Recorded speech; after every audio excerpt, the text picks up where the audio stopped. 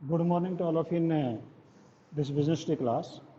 Yes, day before yesterday, means on Friday, we were making the discussion on chapter 1, that is nature and purpose of business. ये हम discuss कर रहे थे.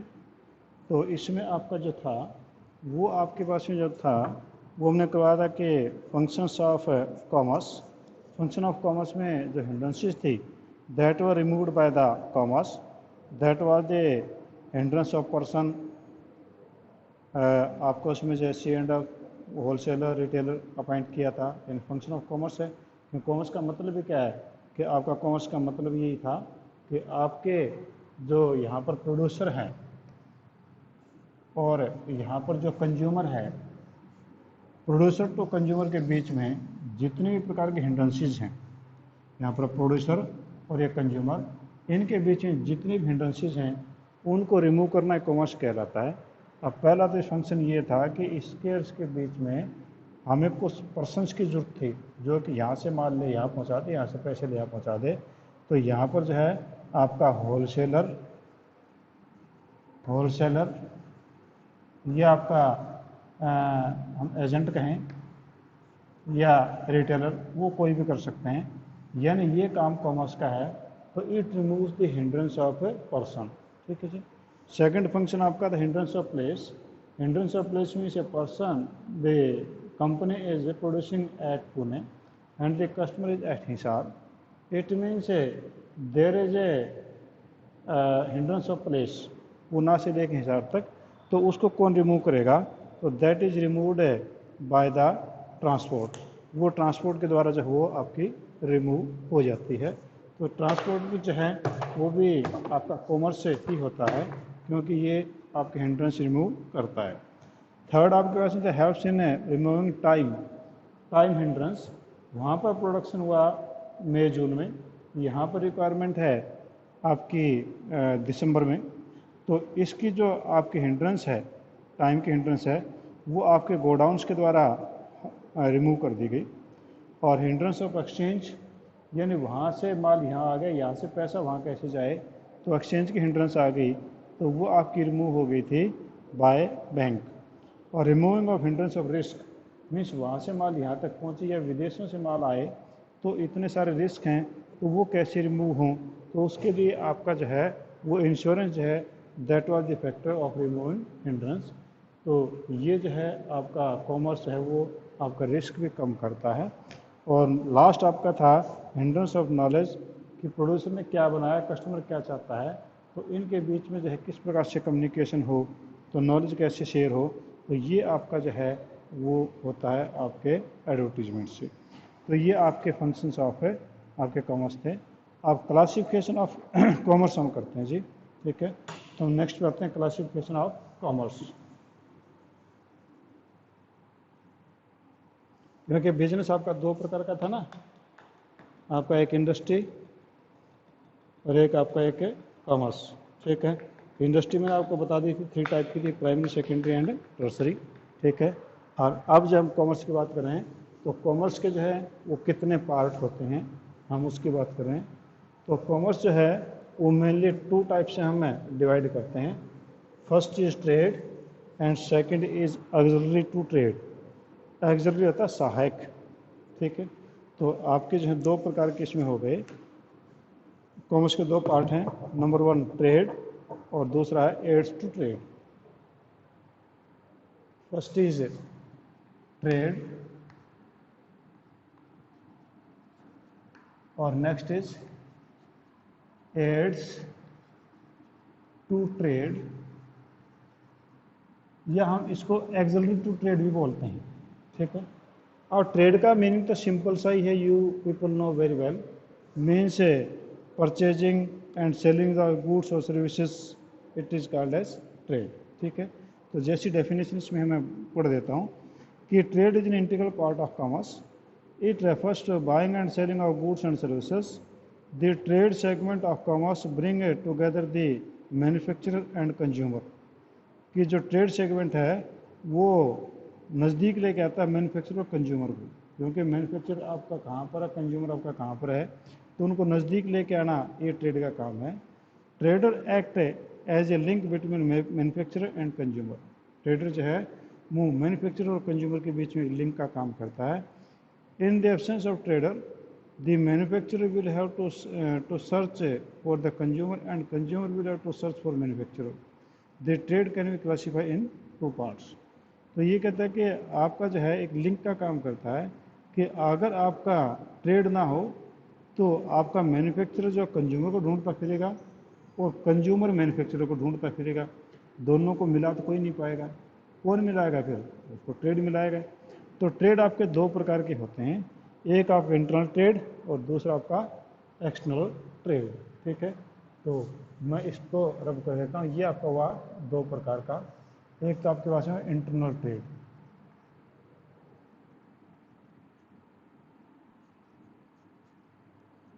एक तो आपका इंटरनल ट्रेड और दूसरा आपका है जी एक्सटर्नल ट्रेड।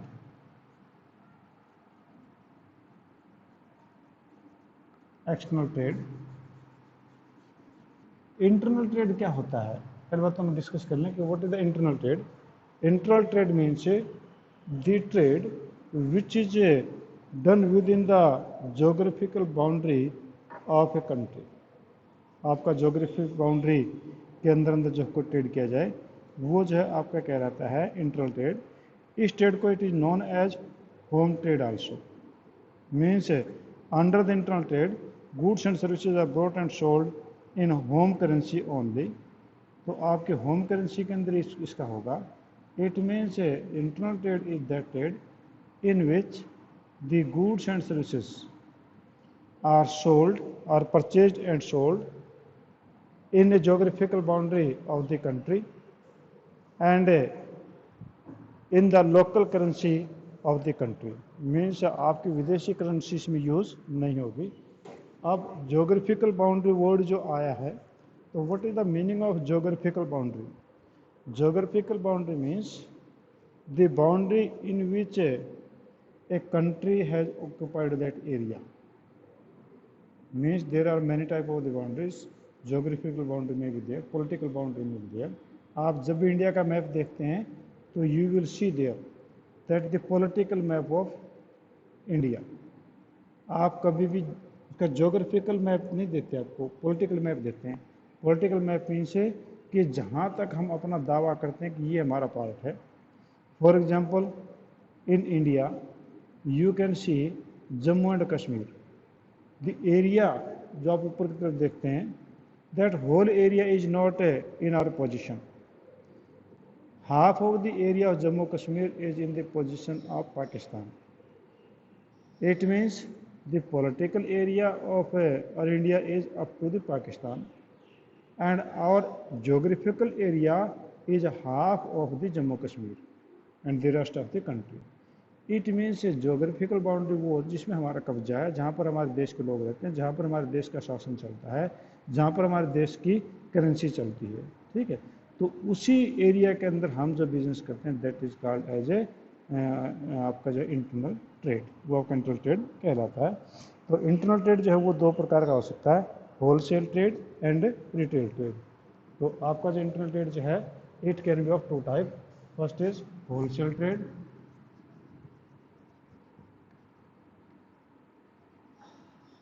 होलसेल ट्रेड, और दूसरा आपका है retail trade. Retail trade, wholesale trade क्या होता है?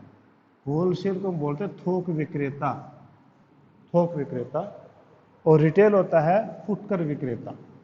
ठीक है, इट मीन्स होलसेल में, wholesale trade means a person who purchase the goods in bulk quantity from the manufacturer and sell it to the retailer in the small quantity.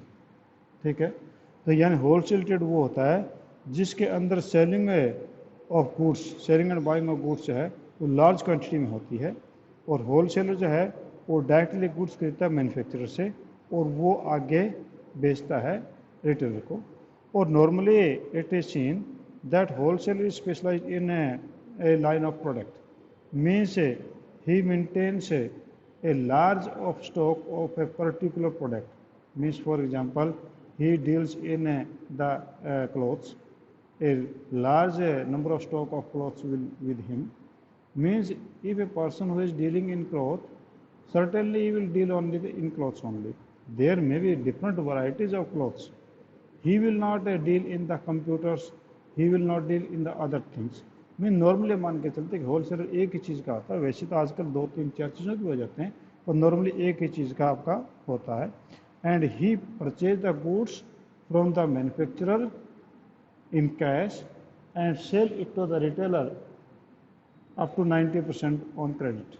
ये शायद 100% cash में खरीदता है और लगभग 90% चाहिए उधार पे आगे बेचता है, 90% उधार तक इसमें बेचता है.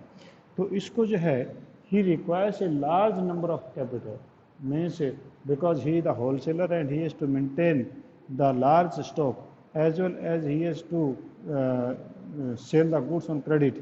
So naturally, he requires a large capital. His profit margin is low, but due to the turnover, he earns a good money. Next आपका रिटेल.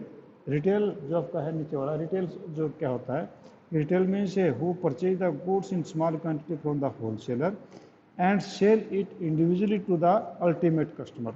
अल्टीमेट कस्टमर को बेच देता है. So it refers the buying and selling of goods and services in small quantity. The retailer buy the goods from the wholesaler and sell it to these goods to ultimate customer. जो आखिरी customer उसको बेचता है. तो आपका जो है इसमें कहता है कि ये नंबर ऑफ वेराइटीज़ जो गुड्स की काफ़ी रखते हैं. ठीक है, तो ये आपका होगा जी इंटरनल ट्रेड. ठीक है, तो ये आपके इंटरनल ट्रेड में दो हो गए, wholesaler and retailer. Next is external trade. आपका एक्सटर्नल ट्रेड जो वो क्या होता है, external trade means buying and selling of goods and services beyond the geographical boundary of the country. Means you purchase the goods or sell the goods beyond the geographical boundary of the country. Country की geographical boundary से बाहर आप माल बेचते हैं, तो वो जो आपका कह रहता है एक्सटर्नल ट्रेड. ठीक है, means we can say trade between the 2 और मोर कंट्रीज. जो है आपका 2 या 2 से अधिक देशों के बीच में जो ट्रेड होता है, तो वो आपका जो है कहलाता है external trade. And external trade is more wider than the internal trade. Natural internal trade with in the country and external trade में भी वर्ल्ड वाइड, पूरे देश पूरी दुनिया में भी हो सकता है.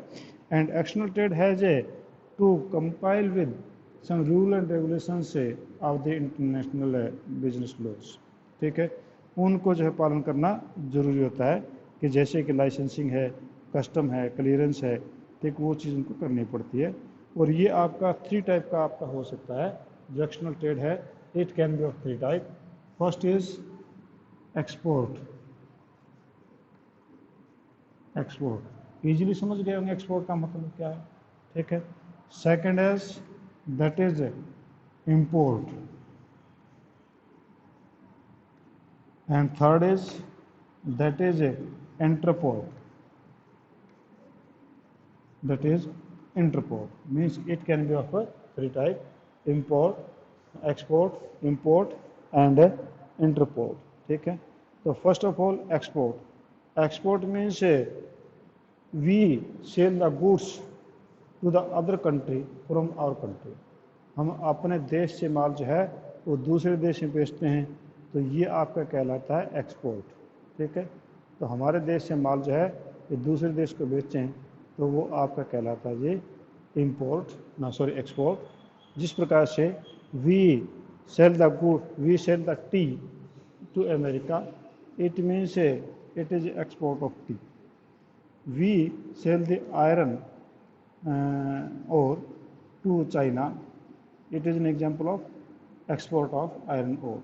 ठीक है, तो ये जो है आपका एक एक्सटर्नल ट्रेड कहलाता है. Import it is just the reverse of export. Means when we purchase the goods from the foreign country. Import of technology or capital goods increase as compared to the import of consumer goods. हमने जो ज़्यादातर हम लोग जो है वो technology import करते हैं या कैपिटल गुड्स हम इंपोर्ट करते हैं, जिससे कि दूसरे गुड्स बनाई जा सकें. और normally we imports for example petrol, diesel from the खाड़ी areas हम जो है जितने हमारे खाड़ी देश हैं उनसे मंगवाते हैं इन चीज़ों को, तो ये आपका इम्पोर्ट कहलाता है। Means we good purchase the goods from other country, it is called as import. And next is entrepot. Entrepot it is the mix of two, ये इम्पोर्ट और एक्सपोर्ट दोनों को मिला करके आपका बनता है इंटरपोर्ट। अब इम्पोर्ट में इंटरपोर्ट हम कैसे कहें कि for example if we purchase the goods from America and we sell it to Nepal, हमने उसको गुड्स को यूज़ नहीं किया अपने कंट्री में, उसको हमने यूज़ नहीं किया, हमने उसको सीधा खरीदा अमेरिका से, अमेरिका से खरीद करके हम ले आए, तो ये इंपोर्ट हो गया एक प्रकार से। और फिर हमने इसको एक्सपोर्ट कर दिया तो एक्सपोर्ट होगा, दोनों को मिला के कह दें तो इंटरपोर्ट हम कहेंगे, ठीक है। यानी we have purchase the goods not for our consumption but we have purchase the goods it for other country. अब क्योंकि नेपाल की कोई देश की जो है वो समुद्र के साथ में सीमा नहीं लगती, अब नेपाल जो directly can not purchase the goods, Nepal जो सीधा सीधा गुड्स है वो नहीं खरीद सकता किसी के पास से, तो हमारे जो बिजनेसमैन वो क्या करते हैं कि they purchase the goods from other country by the way of sea, they carry it in our country and then they send to the Nepal by the road और बाय द अदर वे, ठीक है। तो ये आपका कह रहा था interport, ठीक है जी। अब नेक्स्ट आपके पास में एड्स टू ट्रेड या एक्सलरीज टू ट्रेड, ठीक है। आपके ये तो जो हैं जो भी थे ये तो ट्रेड थे, ठीक है, क्योंकि आपके कॉमर्स के दो पार्ट थे, एक तो आपका ट्रेड और दूसरा एड्स टू ट्रेड या एक्सलरी टू ट्रेड हम बोलते हैं। तो आपका जो एक्सलरी टू ट्रेड है, एड्स टू ट्रेड है, वो हम डिस्कस भी कर चुके हैं, ठीक है। एड्स टू ट्रेड, एड्स का मतलब होता है सहायक, सहायता करना, यानी जो आपका चाहे इंटरनल ट्रेड है चाहे एक्सटर्नल ट्रेड है, इसके अंदर जो चीज़ें मदद करती हैं वो आपकी कहलाती हैं एड्स टू ट्रेड। क्योंकि आपका ट्रेड जो है जब तक ये चीज़ें यानी कॉमर्स का जो दूसरा पार्ट है वो तब तक नहीं शामिल होगा तब तक बिजनेस या ट्रेड हो ही नहीं सकता है। तो उसमें कौन कौन से हैं, पहला ट्रांसपोर्ट एंड कम्युनिकेशन, ठीक है, मैंने कहा ना कि हम कर चुके हैं, तो अभी जो मैं फंक्शन में बताया था वही चीज़ है। पहला है transport and communication, transport and communication.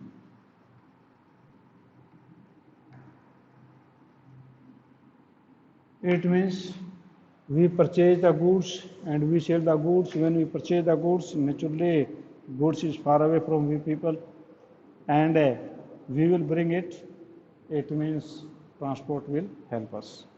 And when we sell the goods to the consumer, that consumer is also far away, then transport will help us.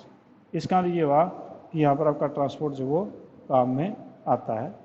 ठीक उसी प्रकार से आपका कम्युनिकेशन है, कम्युनिकेशन का मतलब ये हुआ कि आप जो है जो भी इंफॉर्मेशन चाहते हैं, चाहे प्रोड्यूसर चाहे कंज्यूमर कोई भी हो, चाहे ट्रेड यूनियन हो, अब उनको हम कैसी सर्विस देंगे, तो naturally that will be with the help of postal service, telephone service या इंटरनेट या मोबाइल जो भी हैं। तो क्या हुआ ये कम्युनिकेशन। तो एड्स टू ट्रेड में पहला आपके पास में जी वो trade and transport and communication. Second is banking and finance, second is banking and finance,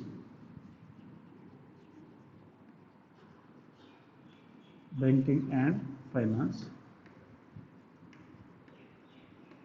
अब जो बैंकिंग एंड फाइनेंस है तो नेचुरली कि आपका जो क्रेडिट फैसिलिटी है या लोन की जो जरूरत पड़ती है या मनी का जो स्मूथ फ्लो है, उसके लिए आपके जो बैंक हैं वो बिजनेसमैन की इन प्रॉब्लम्स को जो ख़त्म करते हैं, यानी hindrance of exchange, hindrance of finance, वो जो है ये बैंक आपका ख़त्म करते हैं। तो इस प्रकार से जो है वो फंड्स का प्रोविजन करते हैं। और कमर्शियल बैंक जो हैं वो दूसरे प्रकार की फैसिलिटीज़ भी जो उनको देते हैं, जैसे collection of cheques, collection of deposit, issue of bank draft, discounting of bills, providing overdraft, cash credit, arrangement of payment and letter of credit for the foreign countries. ठीक है, तो ये दूसरा काम ये करते हैं। Third is insurance. तो नेचुरली ये इंश्योरेंस जो है क्या रिमूव करता है, it removes the hindrance of risk. So naturally when you purchase the goods far away, there could be the risk of many types, and to remove these risk, the insurance company come forward and they remove the risk that you have to pay a small money as a premium to the insurance company, and insurance company take all the risk by itself, that if there will be any risk the company will bear it. Next is warehousing. Next is warehousing.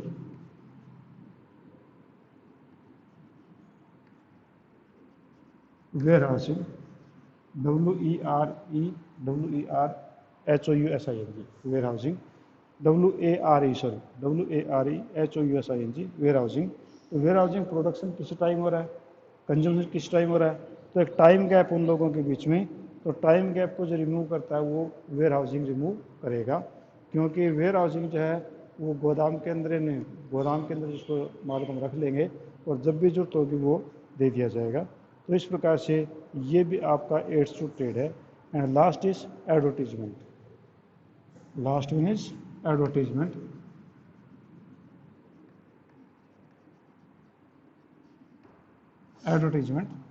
Advertisement जो है ये आपका कि producer कौन सा product बना रहा है, उसमें क्या फैसिलिटीज़ हैं, क्या उसमें स्पेशलिटीज़ हैं, तो उन चीज़ों को भी जो है हम उनको बताना चाहते हैं।